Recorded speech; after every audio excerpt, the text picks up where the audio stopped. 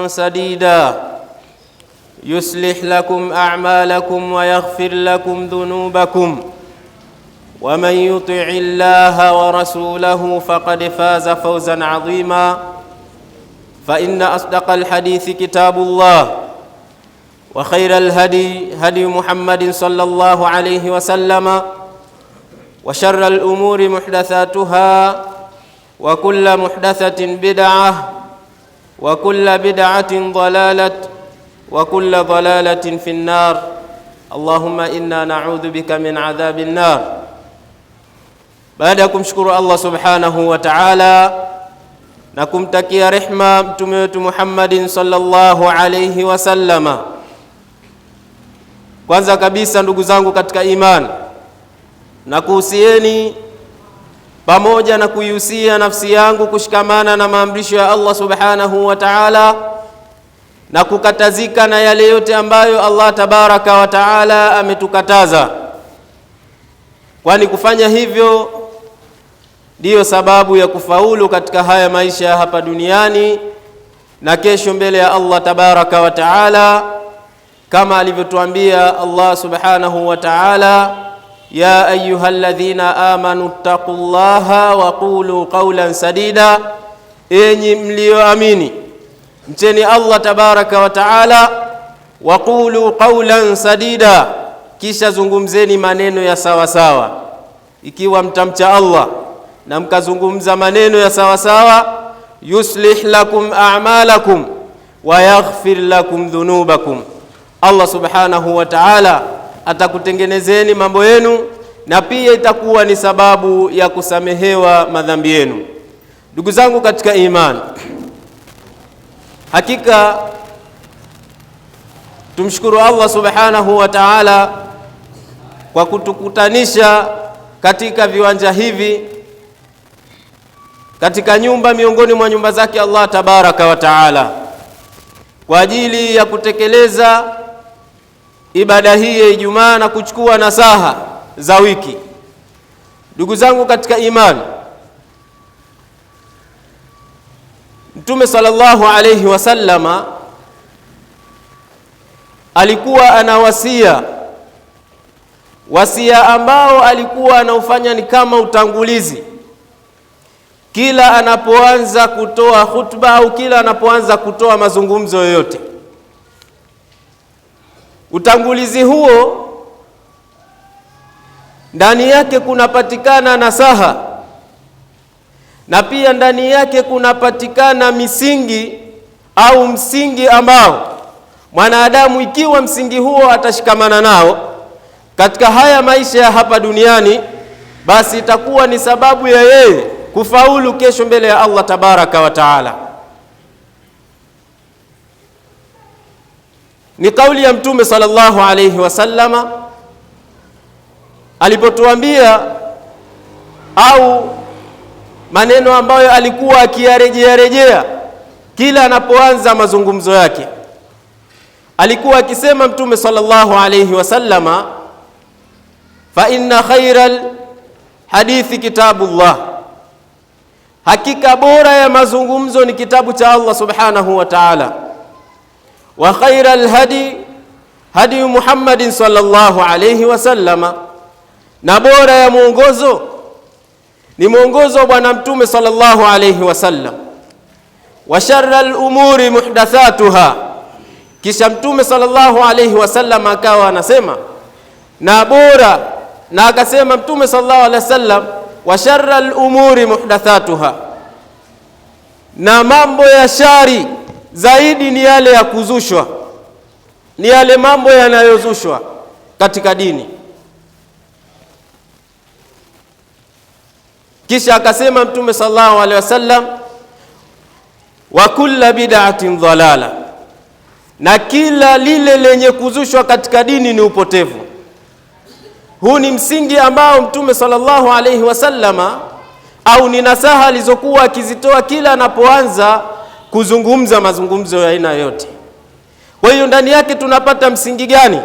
Tunapata msingi ambao Allah subhanahu wa ta'ala ametuambia kule ndani ya kitabu chake kitukufu, wa'tasimu bihablillahi jami'an wa la tafarraqu, shikamaneni katika kamba ya Allah nyote na wala msitofautiane.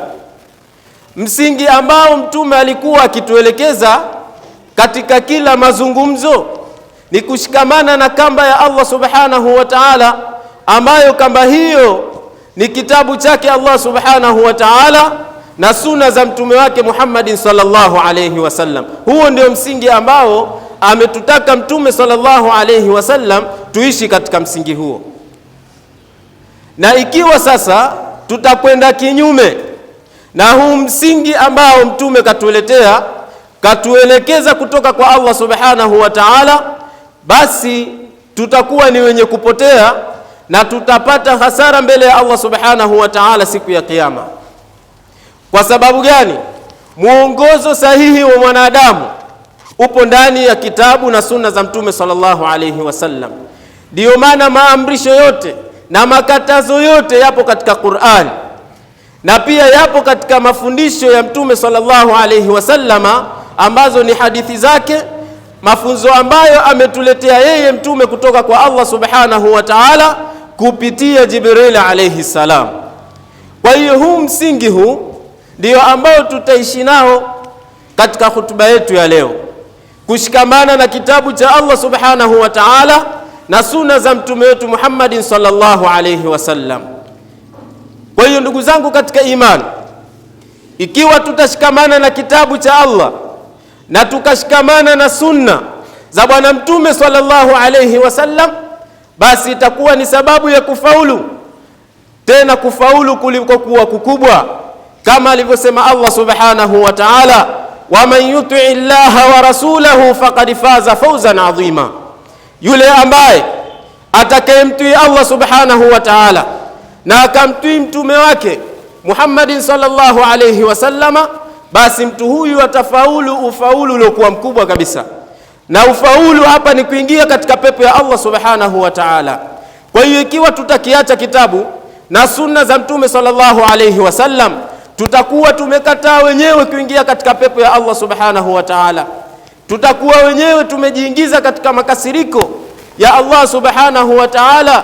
Tutakuwa tumejiingiza wenyewe katika adhabu za Allah subhanahu wa ta'ala, kama alivyosema mtume sallallahu alayhi wasallama, kullu ummati yadkhuluna aljannata illa man aba, umma wangu wote utaingia peponi isipokuwa yule ambaye atakayekataa mwenyewe kuingia katika pepo ya Allah subhanahu wa ta'ala. Maswahaba wakawanomuuliza mtume sallallahu alayhi wasallam, waman yaba ya Rasulullah, ni nani ambaye atakayekataa mwenyewe kuingia katika pepo ya Allah subhanahu wa ta'ala?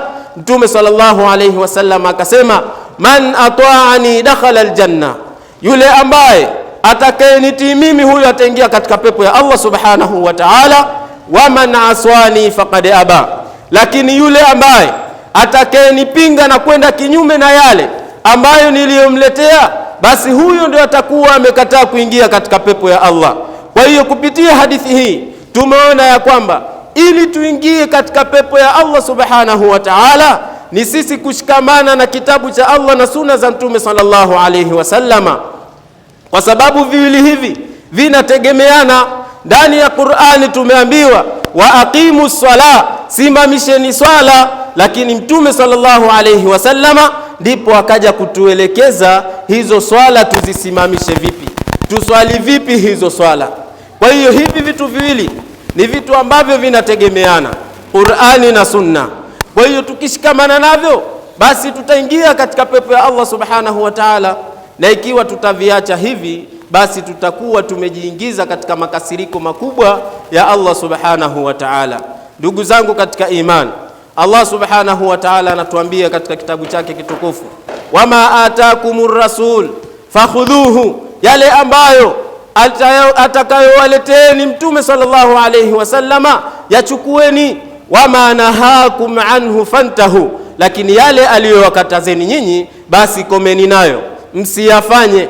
Kwa hiyo Allah akatuelekeza kwamba tushikamane na yale ambayo mtume ametuletea. Miongoni mwa mambo ambayo mtume katuelekeza ni kushikamana na sunna zake, kama alivyopokea hadithi Irbadhi ibn Sariya.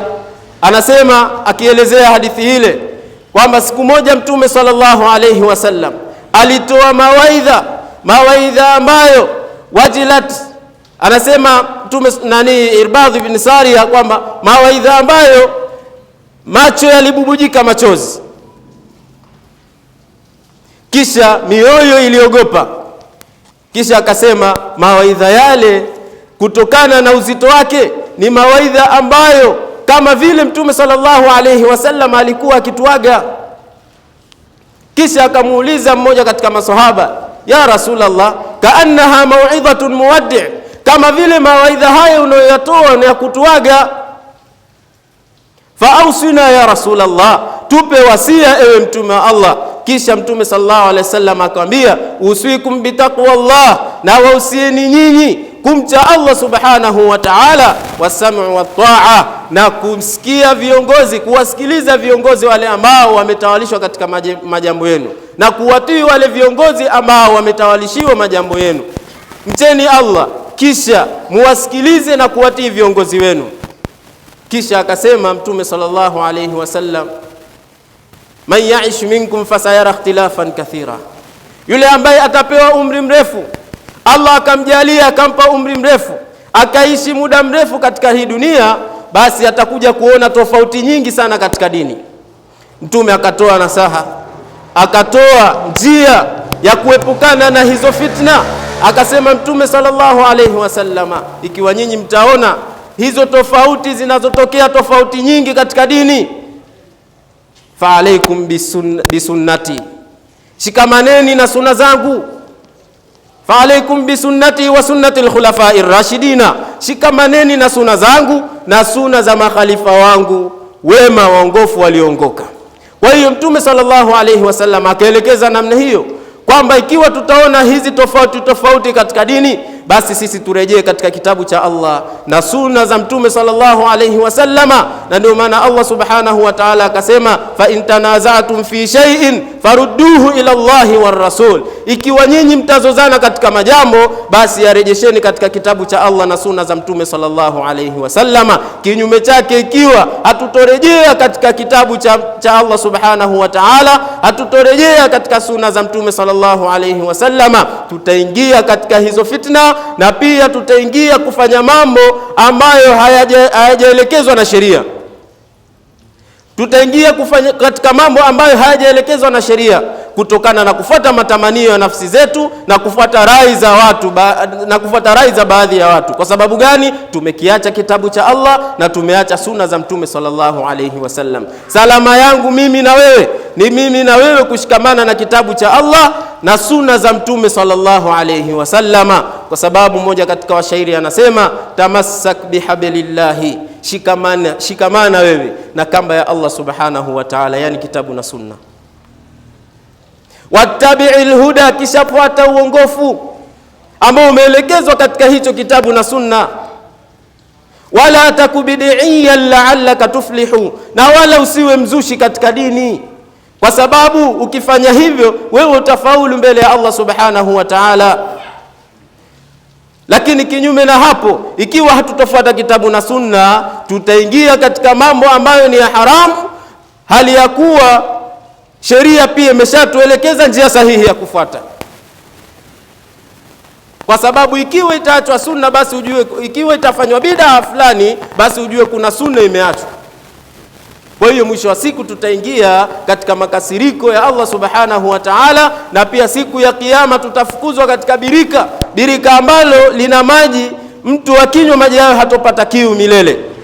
Mtume sallallahu alaihi wasallam akitueleza kwamba birika hilo kuna watu watafukuzwa, lakini Mtume sallallahu alaihi wasallama atakuwa akilaumu, ummati, huo ni umma wangu. Mwambia Allah, ni umma wangu huo. Ataambiwa, hakika wewe hujui ni mambo gani waliongeza katika dini wakati wewe ulivyoondoka duniani. Kwa hiyo tusije tukaingia katika watu ambao tutakuja kujilaumu kwa kufanya mambo bila ya kufuata kitabu na sunna. Tusije tukaja kujilaumu kwa kufanya mambo kwa kufuata rai zetu, kwa kufuata matamanio ya nafsi zetu.